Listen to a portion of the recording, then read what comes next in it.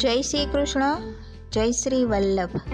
आज के हमारे राधे कृष्ण सत्संग में हम सुनेंगे गिरिराज जी का पृथ्वी पर आगमन कैसे हुआ।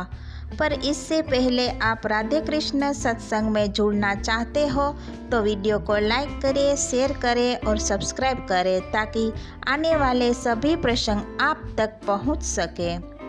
जब भगवान पृथ्वी पर अवतार लेने वाले थे तब भगवान ने गौलोक को नीचे पृथ्वी पर उतारा और गोवर्धन पर्वत ने भारतवर्ष से पश्चिमी दिशा में शाल्मली द्वीप के भीतर द्रोणाचल की पत्नी के गर्भ से जन्म ग्रहण किया। एक समय मुनि श्रेष्ठ पुलस्त्य जी तीर्थ यात्रा के लिए भूतल पर भ्रमण करने लगे। उन्होंने द्रोणाचल के पुत्र श्याम वर्ण वाले पर्वत गोवर्धन को देखा। उन्होंने देखा कि उस पर्वत पर बड़ी शांति है। जब उन्होंने गोवर्धन की शोभा देखी तो उन्हें लगा कि यह तो मुमुक्षुओं के लिए मोक्ष प्रदान प्रतीत हो रहा है। मुनि उसे प्राप्त करने के लिए द्रोणाचल के समीप गए। पुलस्त्य जी ने कहा, द्रोण, तुम पर्वतों के स्वामी हो, मैं काशी का निवासी हूँ। तुम अपने पुत्र गोवर्धन को मुझे दे दो। काशी में साक्षात विश्वनाथ विराजमान है। मैं तुम्हारे पुत्र को वहाँ स्थापित करना चाहता हूँ। उसके ऊपर रहकर मैं तपस्या करूँगा। पुलस्त्य जी की बात सुनकर द्रोणाचार्य पुत्र स्नेह में रोने लगे और बोले, मैं पुत्र स्नेह से आकुल हूँ, फिर भी आपके श्राप के भय से मैं इसे आपको देता हूँ। फिर पुत्र से बोले, बेटा तुम मुनि के साथ जाओ। गोवर्धन ने कहा, मुनि, मेरा शरीर 8 योजन लंबा 2 योजन चौड़ा है।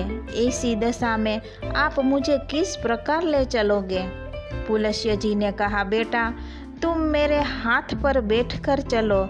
जब तक काशी नहीं आ जाती तब तक मैं तुम्हें उठा ले चलूँगा।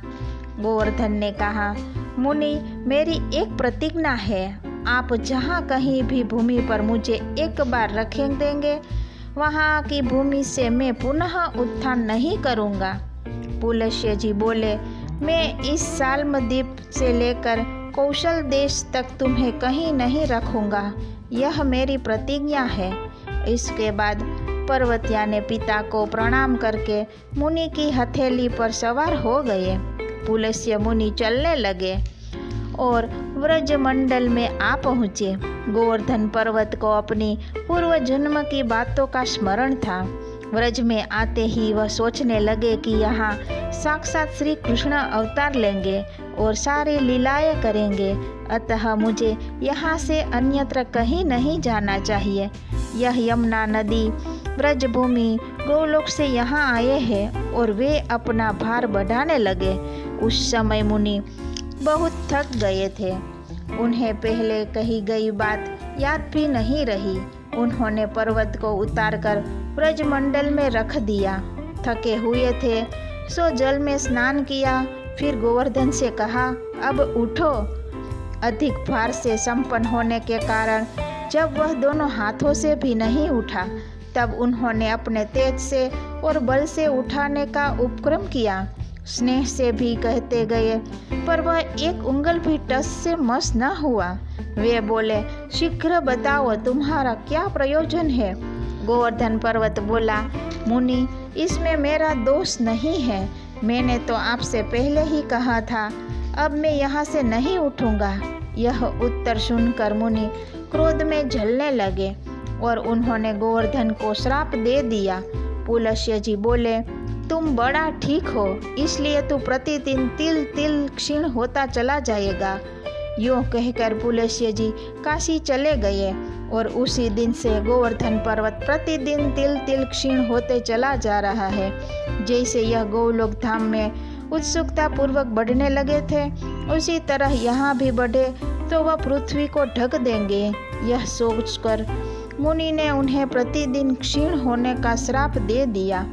इस प्रकार गिरिराज जी को व्रज में रुकना था तो रुक गए और कृष्ण की लीला का आनंद उठाने लगे। तो आज का राधे कृष्ण सत्संगम यहीं समाप्त करते हैं। फिर मिलेंगे नए सत्संग के साथ। जय श्री कृष्ण, जय श्री वल्लभ।